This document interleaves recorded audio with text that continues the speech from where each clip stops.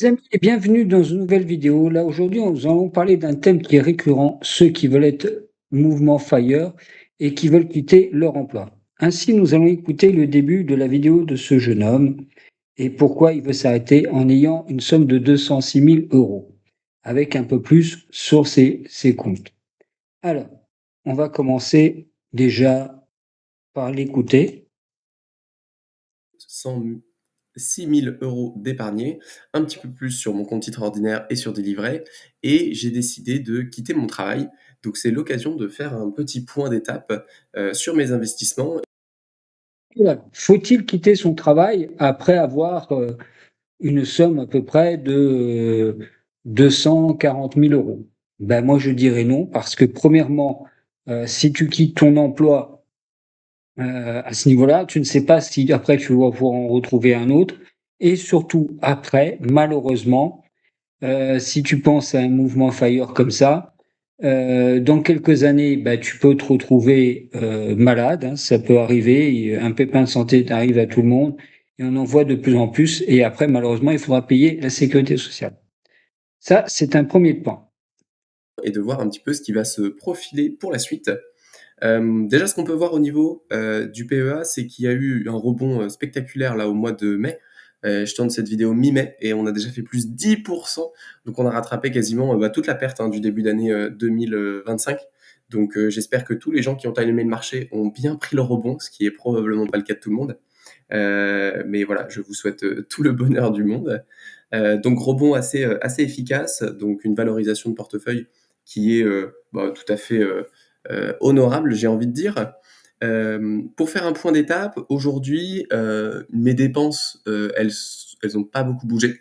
On est toujours aux alentours, et à moins en réalité de 500 euros par mois, donc ça équivaut à 6 000 euros par an.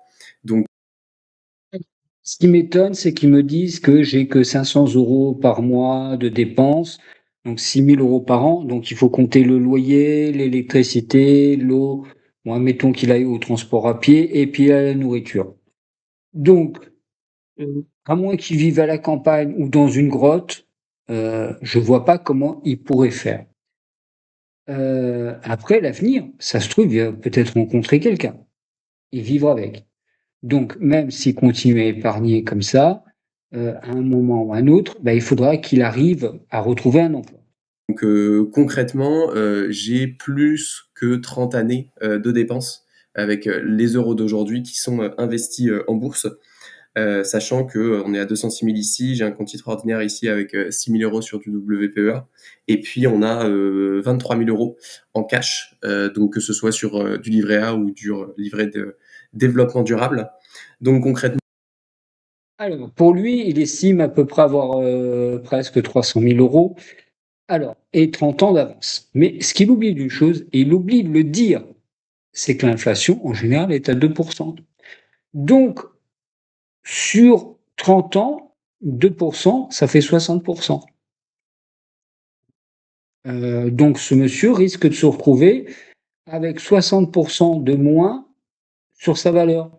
Donc si je fais le calcul, on va dire, heu, 200, on va dire qu'aujourd'hui il a, mettons, 300 000 €, 206 000 plus, ce qu'il a, donc 300 000 €, donc 300, 3, moins, beh, puisqu'on a dit c'est 2, en moyenne, on va dire 2,5, heu, fois 10 ans, ça fait, 2,5 fois 10, donc ça fait 25, 25, 50, 75, moins 75. Donc en fait, l'inflation, il va lui rester 75 000 € pour vivre. C'est pas compliqué. Donc 75 000 € à la retraite dans 30 ans, je sais pas comment il va faire. Alors là, c'est un mauvais calcul de sa part. plus de 3 ans de dépenses en cash et plus de 30 ans de dépenses sur des investissements plus risqués. ce qui est finalement des ordres de grandeur tout à fait raisonnables. Ça équivaut peut-être à une règle de retrait, non pas de 4, mais de 3%, donc assez conservateur. Évidemment, la part de risque la plus importante de mon profil ne se situe pas dans le ratio de potentiellement d'argent que je pourrais retirer de mon portefeuille, mais il se situe dans le faible montant de mes dépenses. C'est-à-dire que mes dépenses de 500 euros vont-elles évoluer parce que mon mode de vie va évoluer? C'est un risque non négligeable. Et mes dépenses sont si faibles aujourd'hui que une évolution des coûts de l'inflation, par exemple, que ce soit de la nourriture ou du logement, m'impacterait beaucoup plus important que quelqu'un qui a un budget un petit peu plus classique avec des postes loisirs et des postes vacances qui peuvent être plus facilement coupés en cas de crash boursier pour pouvoir gagner en flexibilité. C'est clairement la De son truc, c'est qu'il a oublié qu'il pourrait aussi être malade et avoir un problème de santé. Donc c'est vrai que même si la nourriture n'est pas si élevée que ça, pour l'instant, elle va augmenter avec le temps, le coût du loyer aussi, mais s'il est malade, mais il faudra qu'il paye.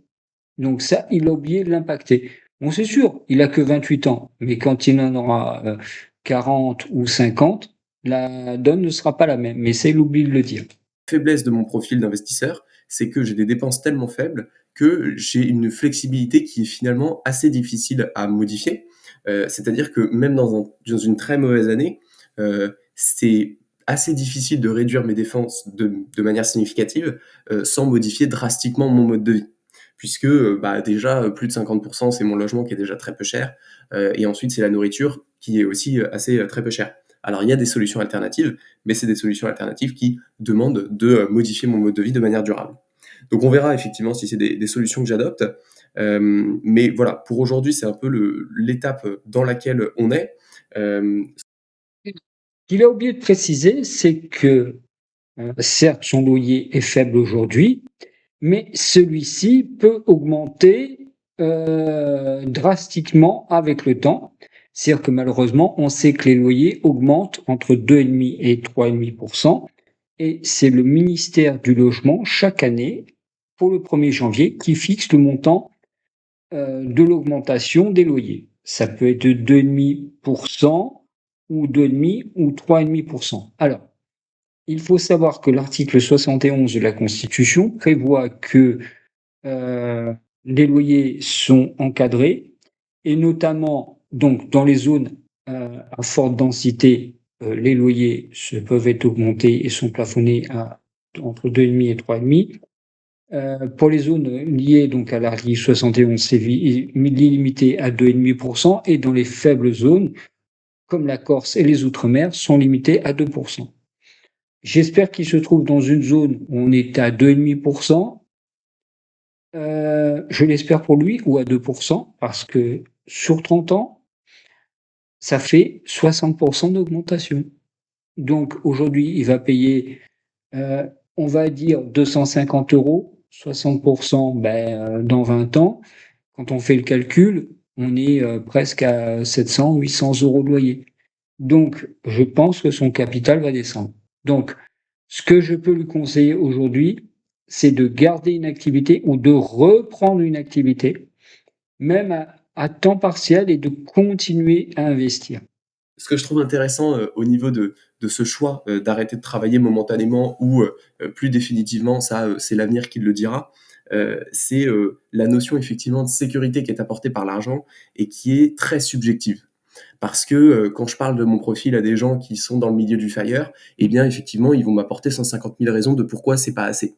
De pourquoi, bah non, tu comprends, 200 000 c'est rien du tout, parce que il va y avoir telle dépense, parce que il y a effectivement l'inflation macroéconomique, parce que toi tu vas dépenser plus, parce que quand tu seras vieux, il faudra payer l'EHPAD, etc. Il y a toujours de très bonnes raisons de penser qu'on va dépenser beaucoup plus et que donc il faut continuer d'épargner beaucoup plus avant de se considérer indépendant financièrement.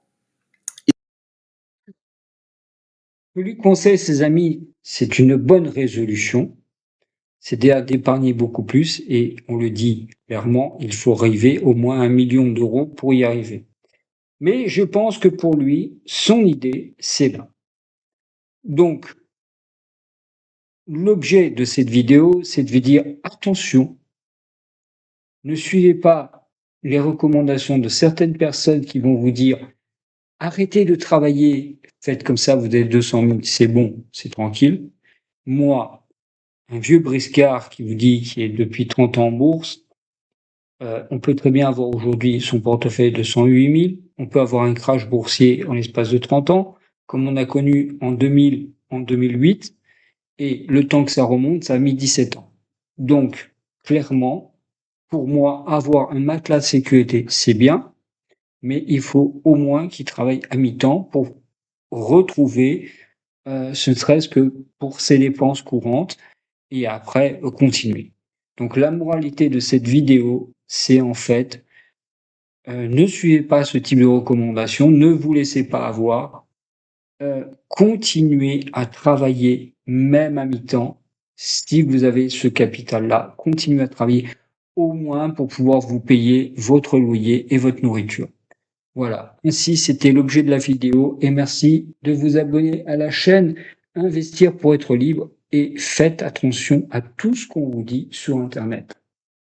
À bientôt dans une nouvelle vidéo.